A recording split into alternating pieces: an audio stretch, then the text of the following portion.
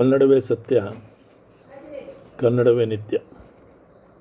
ಪುಕ್ಷಟೆ ಜ್ಞಾನ ಸರಣಿ 4. ನಮಸ್ಕಾರ ಗೆಳೆಯರು. ಇಂದಿನ ಈ ಸರಣಿ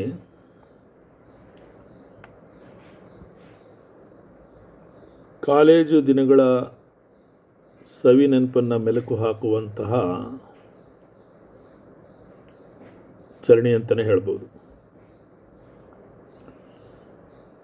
ಜೀವನದ ಉದ್ದಕ್ಕೂ ಮನದಾಳದಲ್ಲಿ ಉಳಿಯುವ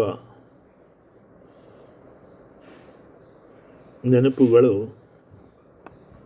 ಮತ್ತು ಕಾಲೇಜು ಜೀವನ ಭಾಳ ಹತ್ತಿರವಾಗಿರುತ್ತದೆ.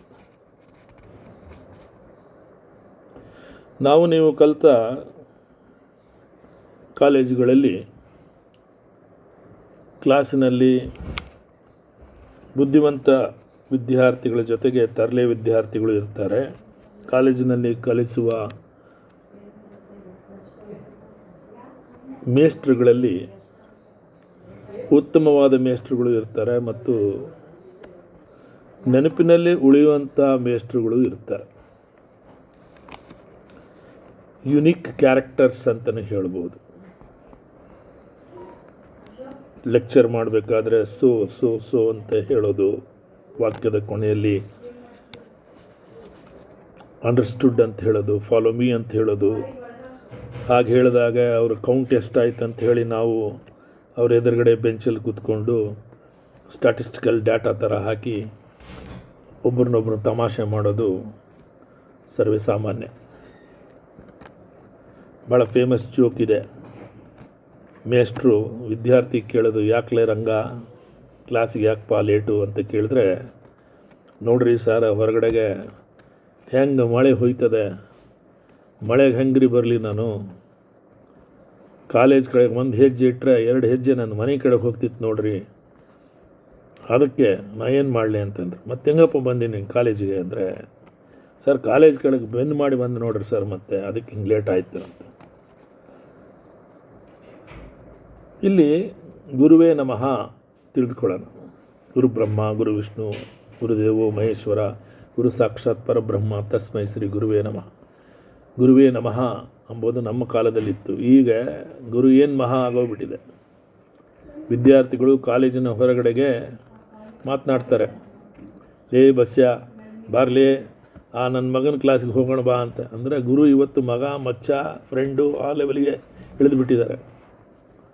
ಇರಲಿ, ಪ್ರತಿಯೊಬ್ಬರ ಕಾಲೇಜು ಲೈಫಿನ ಸವಿ ನೆನಪುಗಳನ್ನು ಮೆಲುಕು ಹಾಕುವುದು ಈ ಹರಟೆಯ ಉದ್ದೇಶ ಅಂತ ನಾನು ಅಂದ್ಕೊಂಡಿದ್ದೇನೆ. ನಮಗೂ ಒಬ್ಬರು ಲೆಕ್ಚರರ್ ಇರೋದು, ಅವರು ಹುಬ್ಬಳ್ಳಿಯವರು. 15-20 ವರ್ಷ ಆದರೂ ಅವರು ತಮ್ಮ ಹುಬ್ಬಳ್ಳಿಯ ಭಾಷೆಯ ಧಾಟಿಯನ್ನು ಹಾಗೆ ಉಳಿಸ್ಕೊಂಬಂದಿರೋರು.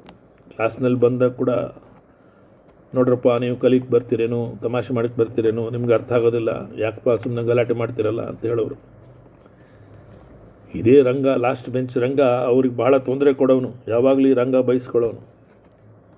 ಒಂದಿನ ಅವ್ರು ಲೆಕ್ಕ ಹಾಕಿ, ನೋಡ್ರಿ ನೀವು 80 ಜನ ಇದ್ದೀರಿ, 5 ನಿಮಿಷನೂ ನೀವು ಕ್ಲಾಸ್ ಡಿಸ್ಟರ್ಬ್ ಮಾಡಿದರೆ ಒಬ್ಬೊಬ್ಬರು 15-20 ರೂಪಾಯಿ ನಷ್ಟ ಆಗ್ತದೆ ನೋಡ್ರಪ್ಪ, ಅಕೌಂಟ್ಸ್ ಪ್ರಕಾರ ಇದು ಒಳ್ಳೆಯದಲ್ಲ ಅಂಥೇಳಿ ಅಕೌಂಟಿಂಗ್ ಲ್ಯಾಂಗ್ವೇಜ್ನಾಗ ನಾವು ಸೈಲೆಂಟಾಗಿ ಪಾಠ ಕೇಳಬೇಕು ಅಂತ ಹೇಳಲಿಕ್ಕೆ ಪ್ರಯತ್ನ ಮಾಡಿದರು. ಈ ಮೇಸ್ಟ್ರಿಗೆ ಮದುವೆ ಆಯಿತು. ಮದುವೆ ಆಗಿ ಬಂದ್ರಲ್ಲ ವಾಪಸ್ಸು ಕ್ಲಾಸ್ನಾಗ ಬಂದು ಮದುವೆ ವಿಚಾರನೇ ಹೇಳ್ಕೊಂಡು ನಿಂತ್ಕೊಂಡ್ರು 15-20 ನಿಮಿಷ.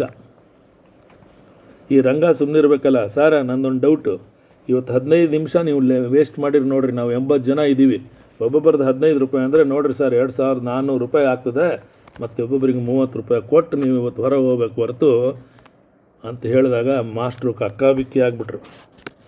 ಅಂದರೆ ಗುರುಮಿಂಚಿನ ಶಿಷ್ಯಡು ಅಂತ ಹೇಳ್ಬೋದು. ಗೆಳೆಯರೇ, ಇದು ತಮಾಷೆ ಆಯಿತು. ಇಂತಹ ತಮಾಷೆ, ಇಂಥ ಹರಟೆ ಎಲ್ಲರ ಕಾಲೇಜು ಜೀವನದಲ್ಲಿ ನಡೆದಿರುತ್ತೆ. ಕಾಮೆಂಟ್ ಸೆಕ್ಷನ್ನಲ್ಲಿ ಹಾಕ್ತಿರಲ್ಲ, ಸಾಧ್ಯ ಆದರೆ ಮುಂದಿನ ಸರಣಿಗೆ ಭೇಟಿ ಮಾಡುವ. ಸರ್ವೇ ಜನ ಸುಖಿನೋ ಭವಂತು.